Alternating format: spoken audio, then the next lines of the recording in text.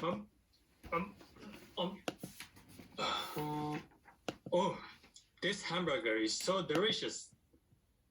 I can eat it every day.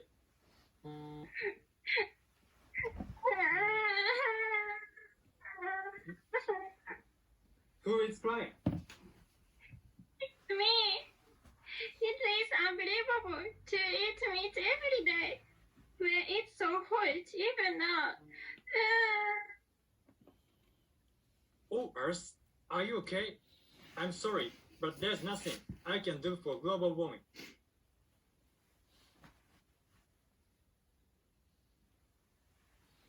Wow. Who are you? We are vegan challengers. Vegan? Kotaro, stop. Every day, eating hamburger leads to global warming. What? Why do you think so? Actually, your meat related to global warming. It's not true. I know a lot about global warming. Do you really understand the global warming? Of course. I'll explain it from now on.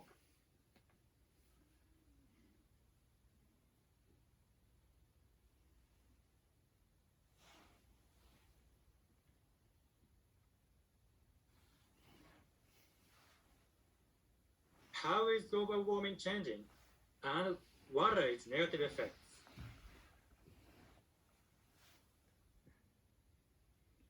Look at this graph.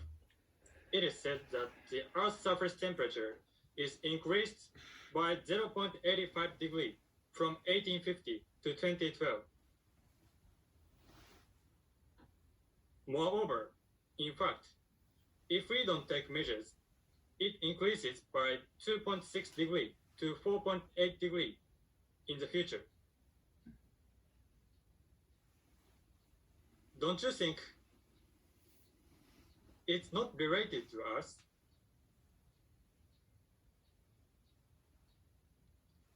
Next, look at these pictures. There is data related to Hyogo involved with us deeply.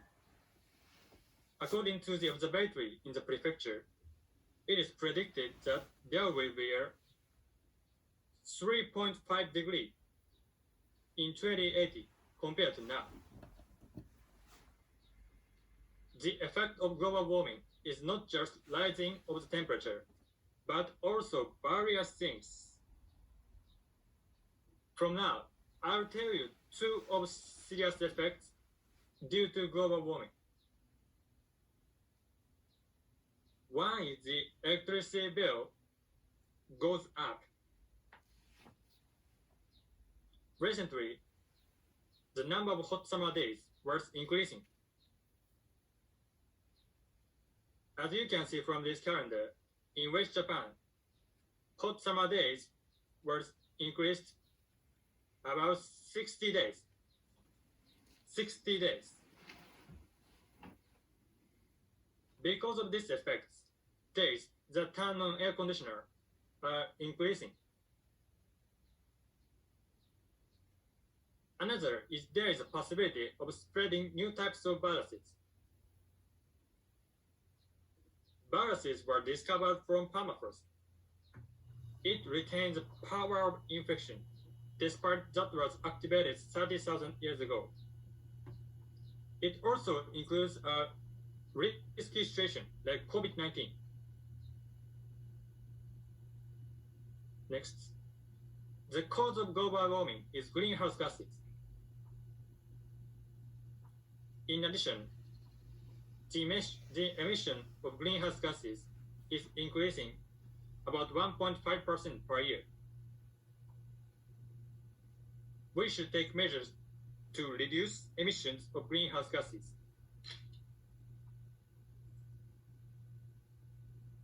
How was my presentation? There is no word for vegan, right? Don't you think meals have nothing to do with global warming, right? If you agree with me, please put this heart button.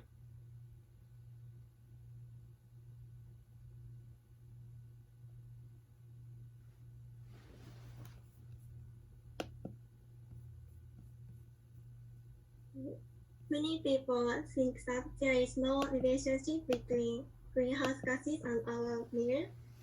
You are right. However, surprisingly, one of the top three major factors of greenhouse gas emission is agriculture and forestry. Let me explain more detail.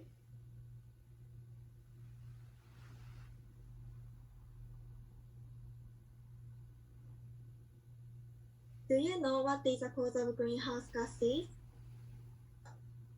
According to the questionnaire to university students, most students thought that the main cause of global warming is things that we cannot avoid causing, such as factories and transportation.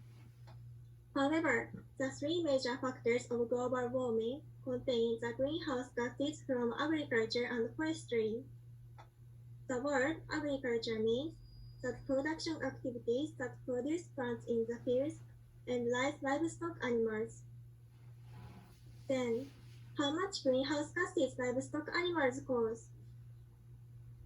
Greenhouse gas emissions from livestock operations totaled 40,356 million tons of CO2 equivalent, which is about half of the emissions from the agricultural sector.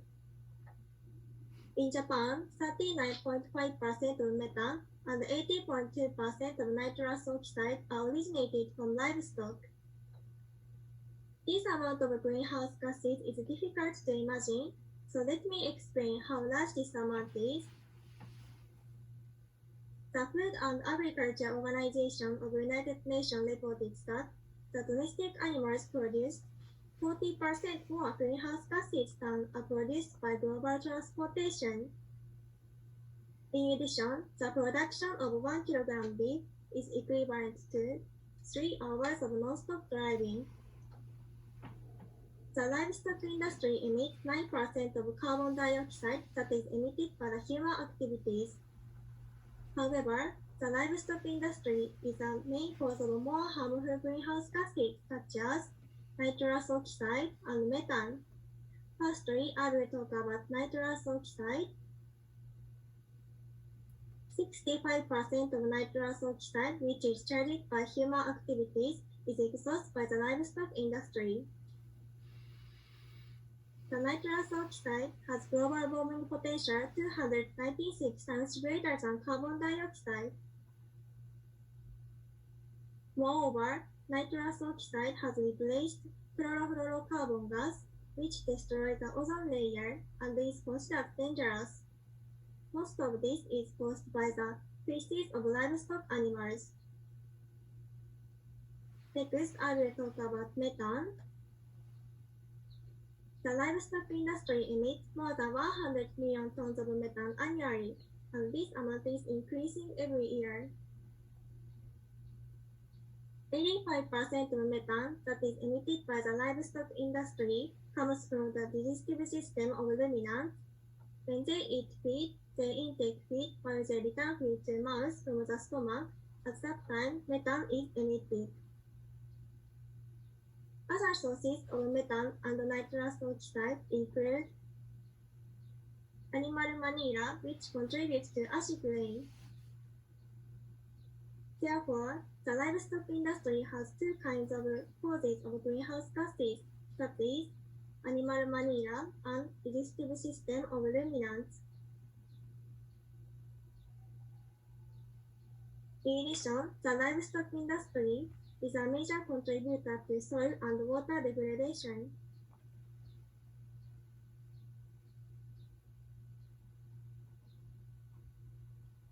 Furthermore, the livestock industry currently uses 30% of the Earth's surface to graze livestock, and 33% of all cultivated land to produce the grain needed to fatten livestock. Where forests are cut down to make way for new pastures, it leads to serious deforestation. According to results of a survey we conducted with university students on social networking sites, very few respondents were aware that the livestock have a significant effect to greenhouse gas emissions. while most average people thought that factory and cars was the main cause of greenhouse gas emissions. Only 9% of respondents answered that the livestock was one of the three major contributors to greenhouse gas emissions. All you needed to know that the livestock you usually eat is having a negative impact on the environment. Take a look at this. The livestock industry is responsible for 80% of the world's greenhouse gas emissions. And take a look at data on global meat consumption. As you can see from this graph, the global meat consumption is increasing rapidly. In 2019, 325 million tons of meat was consumed worldwide. Furthermore, in 2028, per capita meat consumption is expected to increase in almost all regions compared to the base year.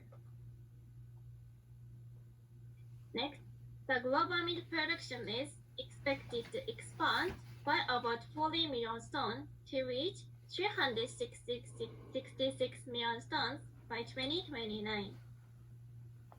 In other words, every time you eat meat, you are actually helping to contribute to global warming. So, by making the choice not to eat meat, each and every of you can reduce global warming.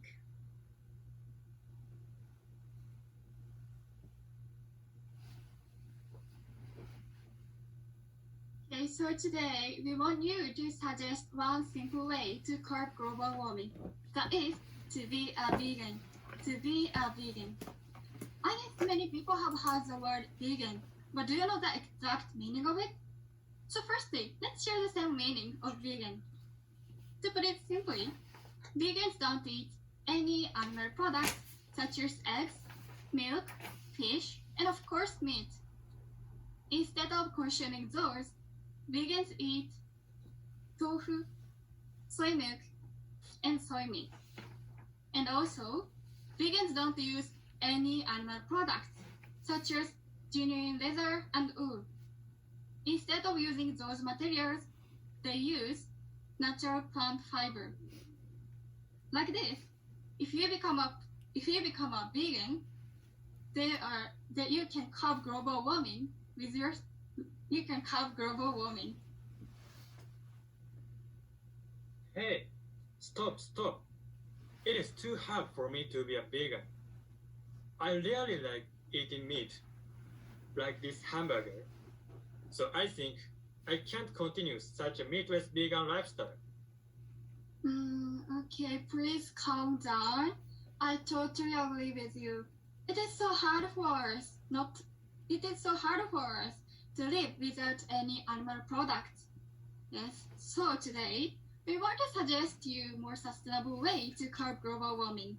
That is to be a part-time vegan. Yes, if you become a part-time vegan, you can get a good effect for global warming. That means you can save your earth and your future.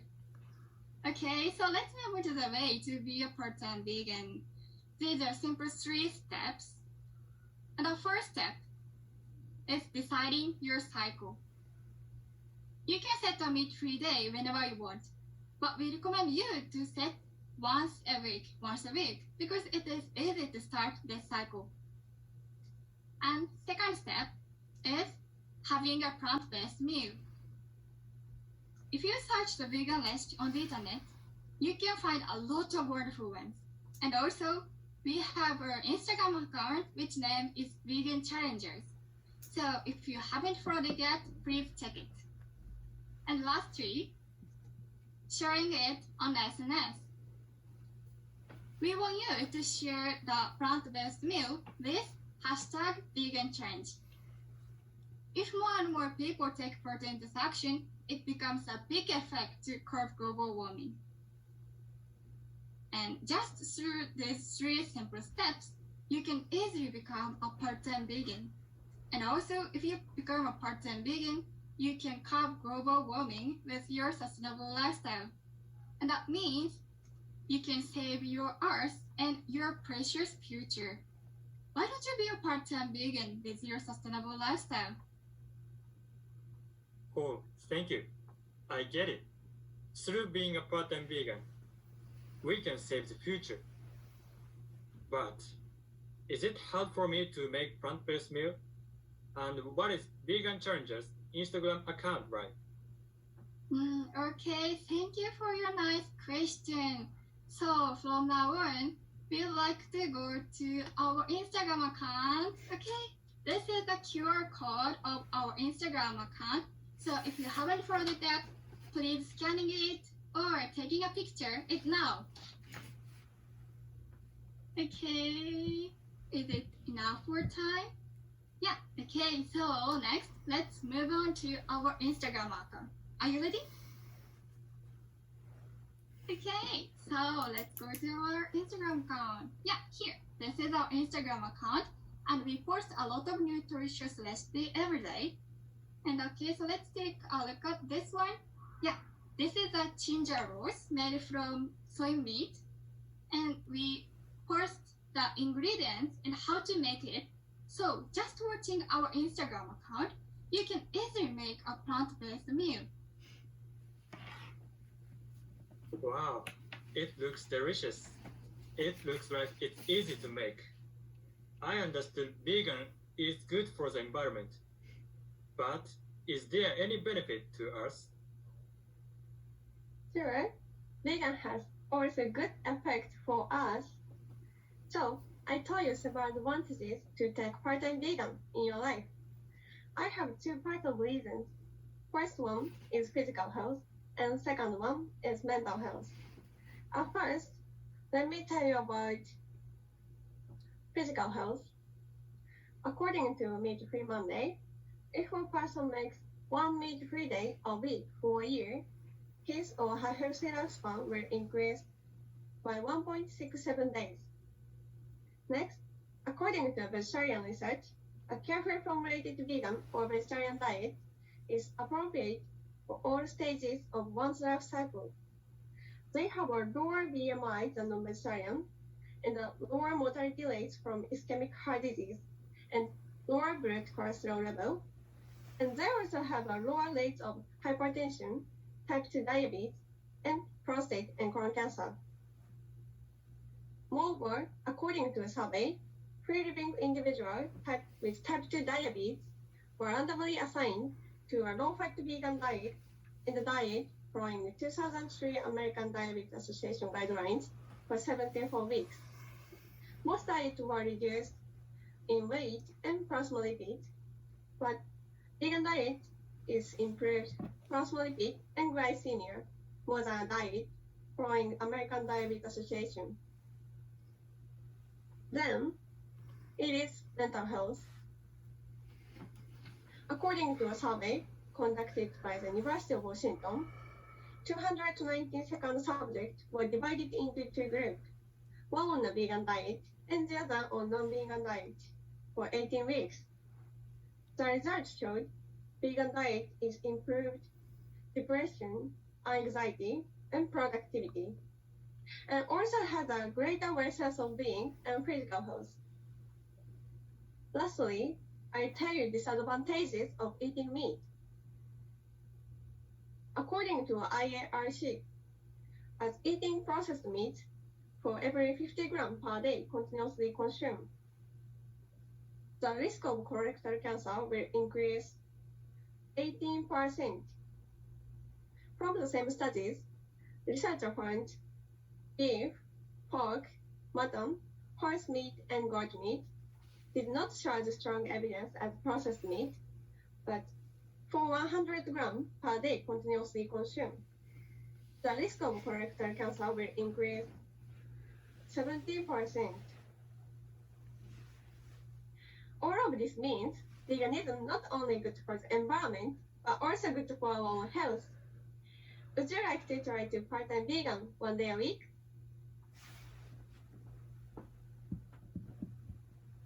Kotaro, do you get the importance of vegan? Yes, I totally understand. Livestock causes global warming, so just being a part-time vegan can save our Earth. I'll be a part-time vegan from today.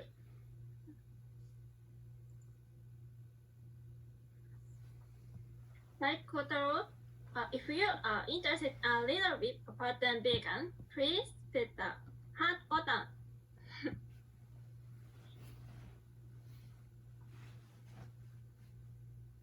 Thank you for everyone. We are glad to see that. By being part-time vegan, let's save our precious future with us. Let's be a vegan changers. Thank you for listening.